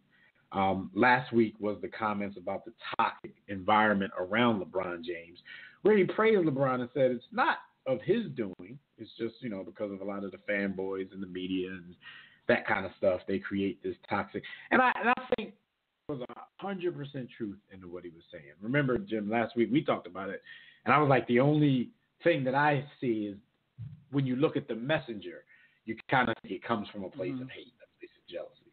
So now that Kevin Durant might be out here on this truth tour, you're always going to look funny at it because it's him. So this time he was saying basically that Michael Jordan, Kobe Bryant, Kyrie Irving are the three players that stand out to him the most on film, throughout his life and career as a basketball player. I don't think there's anything wrong with that. And then he goes on and explains it. But when you look at it and who it's coming from and who he didn't include, sometimes you got to think like, okay, dude he might be sending shots at you. But let me read some of the quotes though, because I think it makes sense. And even if you're not including the guy that we think he left out, LeBron doesn't give you the same type of, like when you look at LeBron play, he doesn't give you that same artistry as a Mike, a Kobe, and a Kyrie Irving. So like I said, I get it. But like, where is this coming from? Like, why all of a sudden this is out here? He says, and he told this to The Athletic. He said, Kobe Bryant, Michael Jordan, Kyrie, just the way they move. I don't understand why people don't realize what they're seeing in these three, especially Jordan and Kobe. Kyrie is younger than me, and that's one of my best friends, so I watch his stuff. I get to play with Steph every day, so I know his game inside and out. But watching Kobe and Mike, I realize how good these dudes are. How do you not say they're by far better than anybody who's played the game? Just by the way they move, how fluid they are. He added, I can't do what MJ does. I can't palm the ball. I wish. I can't shoot the turnaround, pump fake, spin, half spin, fade away like Kobe, or cross over like Kyrie. I can't do it, but I can try it. I can do it in my version, do it in my way. It keeps me creative in my excitement level for the game. He said a whole lot of other stuff about them being Beethoven, Einstein, and Barack Obama and all that stuff. He said they sparked his creativity. Yeah, he hating. He hating though, but I'm gonna tell you why. I don't think he hating though, right? Because originally I was like, all right, I get his point, but I think by bringing in Barry is when you hating, right? So if you'd have left Barry out of it, I could be like,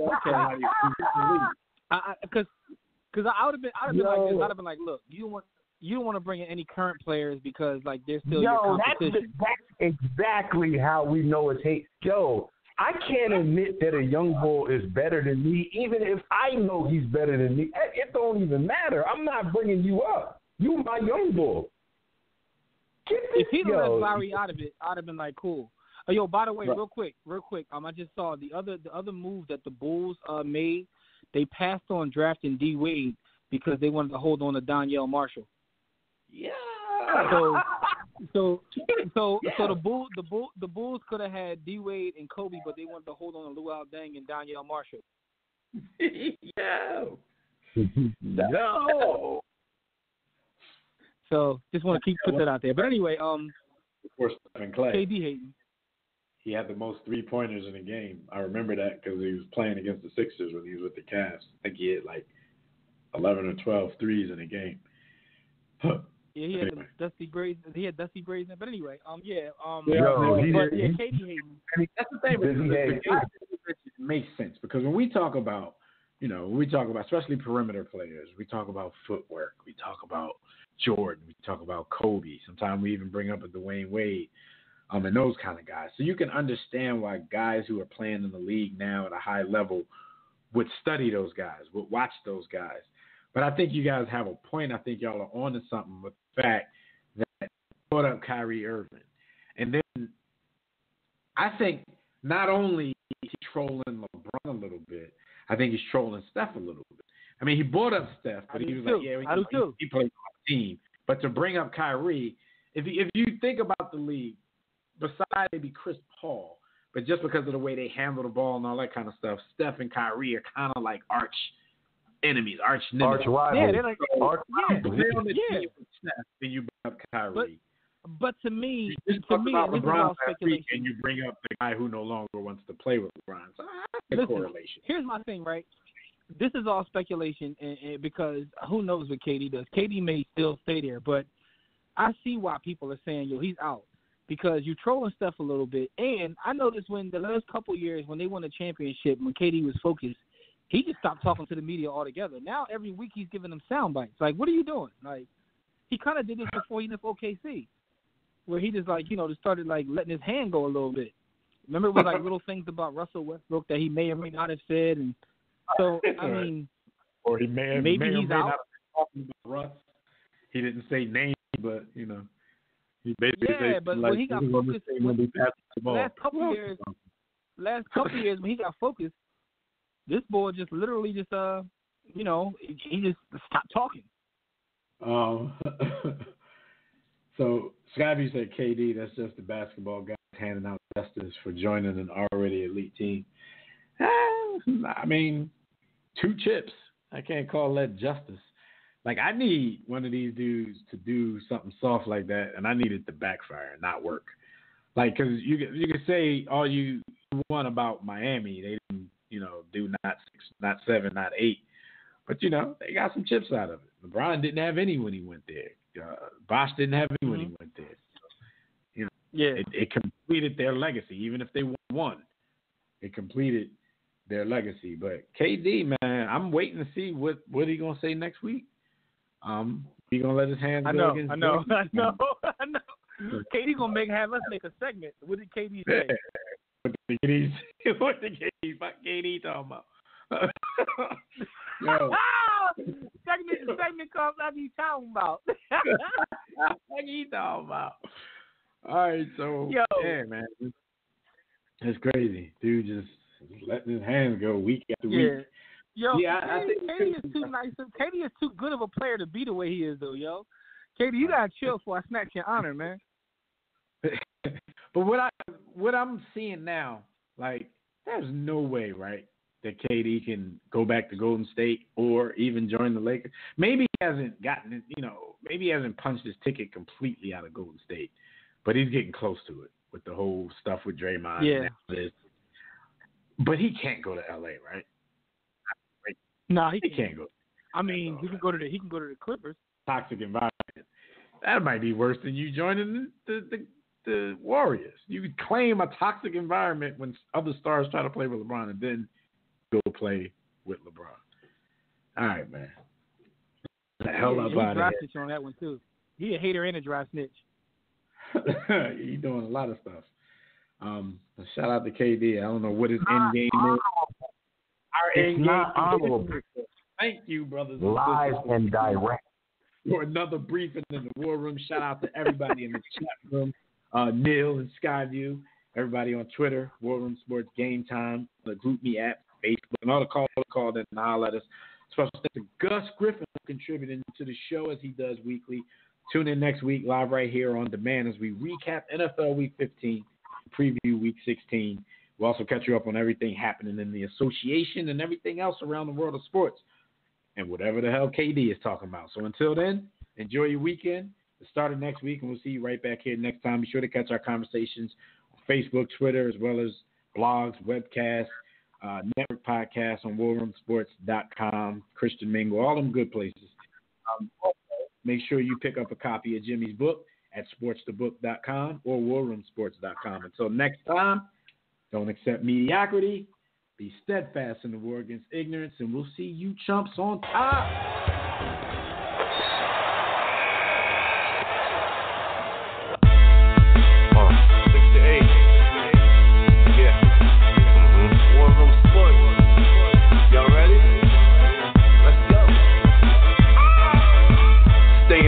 Jimmy, know the blueprint. Every Thursday, 6 to 8, they do this. Shout out to Dev, PJ, B. Austin, Bay on replay. warroomsports.com. Get that mobile app. If not, dial 323-140012. They be going and you sensitive, then oh well. Physical podcast, let's talk sports. Showtime like magic in the block push. Listen live, push one to join in. Rip your team or listen for your enjoyment. Hip hop dollars, pit stop and knowledge. Should be in sports credits, I ain't talking college. 5 guys, no beef though. Corporate secret, but the streets know. Belafonte, I got a G flow.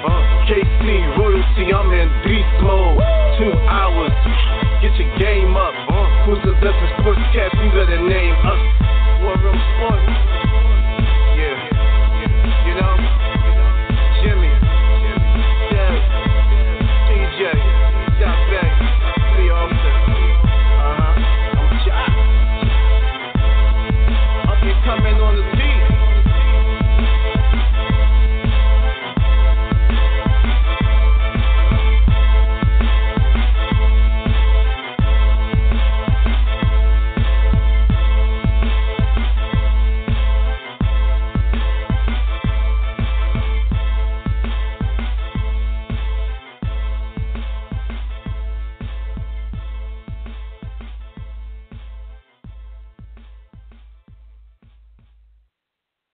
Are y'all finished or y'all done? I ain't got no more talking.